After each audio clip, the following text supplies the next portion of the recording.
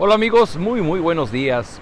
¿Cuál es la enseñanza del Evangelio del Señor Jesucristo para aquellos que decimos que somos sus discípulos y que de pronto nos vemos frente a nuestros enemigos? Nos vemos a situaciones en donde las personas nos atacan, nos ofenden, quieren nuestro mal. Nosotros como cristianos, como discípulos de Cristo, ¿cómo deberíamos reaccionar ante ellos? Y hoy vamos a ver acá en el capítulo 24 del primer libro de Samuel que estamos leyendo, la historia nuevamente de Saúl y de David. Y dice así: cuando Saúl regresó de perseguir a los filisteos, le informaron que David estaba en el desierto de En-Gadi. Entonces Saúl tomó consigo 3 batallones de hombres, escogidos de todo Israel, y se fue por los peñascos de las cabras en busca de David y de sus hombres. Por el camino llegó a un redil de ovejas, y como había una cueva en su lugar, entró allí para hacer sus necesidades. David estaba escondido en el fondo de la cueva con sus hombres, y sus hombres le dijeron: es verdad, hoy se cumple la promesa que le hizo el Señor cuando dijo: yo pondré a tus enemigos en tus manos para que hagas con él lo que mejor te plazca. David se levantó y sin hacer ruido cortó el borde del manto de Saúl, pero le remordió la conciencia por lo que había hecho y le dijo a sus hombres: que el Señor me libre de hacerle al rey lo que ustedes sugieren. No puedo alzar la mano contra él porque él es el ungido del Señor. Es de admirar en David esa templanza y ese dominio propio y esa paz que él tenía de su Señor y que le ayudaba a tomar las mejores decisiones. La pregunta que nos hemos hecho en capítulos anteriores es: ante la acechanza de Saúl, ¿por qué David huía? Él había peleado con leones, había peleado con osos, había derrotado al gigante Goliat. Para él no sería ningún problema enfrentar a Saúl y muy seguramente también ganarle. Para él no era un problema, pero David guardaba una relación estrecha con su Señor. Y fíjense, curiosamente, los hombres interpretan y dice: el Señor te puso a Saúl enfrente para que acabes con su vida. Pero Saúl sabía quién era Saúl, sabía que era el ungido de Dios para ser el rey de Israel. Si bien es cierto, Saúl había tenido sus situaciones difíciles de desobediencia ante Dios, pero él seguía siendo rey. Y David no juzgó las desobediencias de Saúl. David juzgó que seguía siendo el ungido de Dios y quiso respetar la autoridad del rey Saúl. Así que dice: de este modo, David contuvo a sus hombres y no les permitió que atacaran a Saúl. Pero una vez que se salió de la cueva para proseguir su camino, David lo siguió gritando: Majestad, Majestad.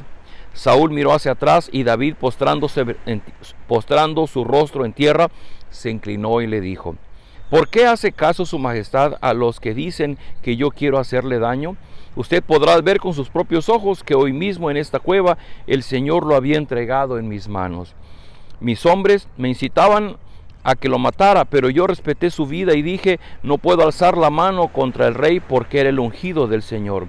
Padre mío, mire usted el borde de su manto que tengo en la mano. Yo corté este pedazo, pero a usted no lo maté. Reconozca que yo no intento hacerle mal ni traicionarlo.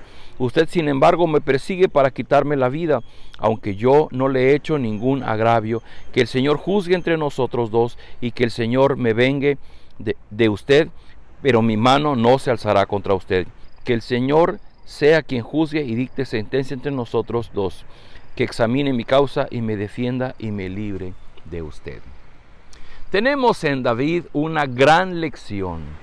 Pero vea usted, por algo se ha dicho que David era un hombre conforme al corazón de Dios, porque esto coincide con la enseñanza del Señor Jesús muchos años después.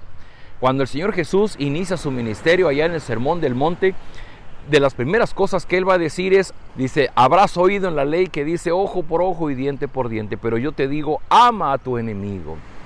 Y esta enseñanza del Señor Jesucristo respecto de los enemigos es justamente lo que David está haciendo ahora. ¿Por qué Dios espera de nosotros que respondamos de esta manera ante nuestros enemigos? De manera natural, cuando alguien nos ataca, cuando alguien nos ofende, pues estamos en nuestro derecho. Inclusive en la ley de Moisés estaba el ojo por ojo y diente por diente. Pero una vez que vino el Señor Jesucristo, cambió el sentido de la ley. ¿Por qué? Porque ahora el mandato más grande está primero el amor a Dios, pero también el amor al prójimo. Y una evidencia del amor a Dios y el amor a nuestro prójimo es que podemos ser benignos, podemos ser bondadosos, podemos ser misericordiosos con la otra persona. Precisamente Dios aplica sobre nosotros su misericordia. Misericordia significa que Dios no nos da el castigo que merecemos. Y cuando se trata de que alguien nos ha hecho daño, el que nosotros no le respondamos con el mismo daño, estamos obrando de la misericordia de Dios. Y los hijos de Dios vivimos de lo que aprendemos de nuestro Padre Celestial. Si Él es misericordioso, nosotros hacemos misericordia. Porque mire, sería muy curioso que Dios, obrando en mí su misericordia, yo no obre misericordia con mi prójimo. Significa que yo no he aprendido lo que significa que Dios no me da el castigo que yo merezco. Y fíjese, aquí también de su gracia, Dios nos da todo aquello que nosotros no merecemos por nuestra conducta, porque le hemos ofendido, porque hemos obrado con rebeldía ante Dios. Así es que la enseñanza del Evangelio es precisamente lo que hizo David. Y es un gran ejemplo porque Dios obró en él la astucia para ir y cortar una orilla de su manto y poder decir al rey: ¡Hey, rey, mira! Aquí está un pedazo de tu manto. Y el rey volteó a ver su manto y vio que le faltaba ese pedazo. Y dijo: pudo haberte matado, Dios te puso al alcance de mi mano, pero yo respeté tu investidura. Y muy curiosamente le dice: deja de hacer caso de aquellos que te están llenando la cabeza con pensamientos que no son correctos. Seguramente había gente en su corte del rey Saúl que le decía que David quería matarlo, que David quería quitar el trono. Y simplemente Saúl había hecho caso de eso. Así que David le dice: no haga caso de aquellos que meten malas ideas, porque la verdad es que yo pude haberlo hecho, pero mire, he respetado su vida. Queridos amigos, quisiera completar esto con lo que mucho más tarde el apóstol Pablo escribe en su carta a los Romanos. Y él dice: no paguen a nadie mal por mal, procuren hacer lo bueno delante de todos. Si es posible, en cuanto dependa de ustedes, vivan en paz con todos. No tomen venganza, hermanos míos, sino dejen el castigo en las manos de Dios, porque escrito está: mía es la venganza, yo pagaré, dice el Señor. Antes bien, si tu enemigo tiene hambre, dale de comer; si tu enemigo tiene sed, dale de beber. Actuando así, harás que se avergüence de su conducta. No te dejes vencer por el mal, al contrario, vence el mal con el bien. Ante la pregunta: ¿cómo debemos reaccionar los discípulos de Cristo en obediencia al Evangelio? ¿Cómo debemos reaccionar ante nuestros enemigos, ante aquellos que nos ofenden, ante aquellos que quieren nuestro mal? La enseñanza del Evangelio es: número 1, no tomes venganza por tu propia mano, deja la venganza en la mano de Dios. David le dijo a Saúl que Dios juzgue entre nosotros y que Él dé el castigo a cada quien que lo merece. Cuando tú estás limpio en tu conciencia porque no ha habido mal contra la otra persona, tú dejas que Dios obre en su justicia y que aplique el castigo a quien lo merezca. Esa es la venganza que Dios da. Y por otra parte, ¿de qué manera podemos dar testimonio de que hemos conocido del amor y la misericordia de Dios, sino siendo misericordiosos, perdonando a nuestro enemigo? Probablemente usted va a decir: oiga, pero es que eso no va, se va a reír de mí, se va a burlar de mí, y quien me agravio, ¿quién me va a pagar mi agravio? Quedó manchado mi nombre, que se burló de mí, etcétera. Cualquier elemento que usted quiera decir. Pero solo piense en esto: el Señor Jesucristo fue crucificado por usted y por mí, porque por nuestra culpa Él fue a la cruz del Calvario, y Él no merecía ir a la cruz del Calvario. No obstante, lo que Él dijo desde la cruz fue: Padre, perdónalos porque no saben lo que hacen. Y no estaba hablando nada más de las personas que rodeaban la cruz, estaba hablando de nosotros, porque está pidiendo perdón por nosotros. Esa es la gran misericordia de Dios, es el gran amor de Dios por nosotros.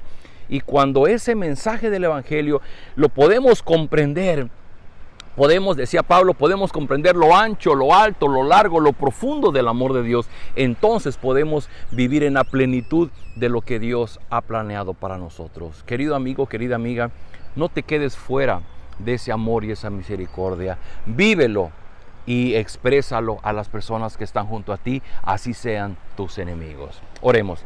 Padre bendito, muchas gracias por esta hermosa mañana, gracias porque una vez más nos das la vida, las fuerzas, la salud para cumplir con nuestras responsabilidades. Y ahora, Señor, ante el ejemplo de David, queremos rogarte que tú nos perdones si en el pasado hemos sido vengativos, hemos sido rencorosos, hemos buscado la manera de desquitar el agravio, la ofensa que los demás nos han hecho. Señor, queremos pedirte que nos ayudes a comprender lo que significa en el Evangelio tu amor y tu misericordia derramándose en nuestra vida. Y cómo, una vez que comprendemos lo que significa que tú nos has dado aquello que no merecemos y que no nos has dado el castigo que sí merecemos, cómo nosotros también podemos obrar misericordia con el prójimo para no vengarnos, para no tomar represalia de nuestra parte. Al contrario, descansar en tu justicia, sabiendo que tú eres quien ejerce la venganza y que en su momento tú obrarás para cobrar esa deuda nuestra. Pero a nosotros nos corresponde perdonar. Y como dice el Evangelio, si nuestro enemigo tiene hambre, démosle de comer. Si nuestro enemigo tiene sed, demos de beber. Porque haciendo esto estamos obedeciendo a nuestro Padre Celestial y estamos siguiendo sus pasos como nuestro Maestro. Quédate con nosotros en este día, permítenos tomar sabias decisiones, permítenos vivir tomados de tu mano y que tu presencia nos acompañe durante todo este día. Lo rogamos en Cristo Jesús. Amén. Amigos, nos vemos el día de mañana.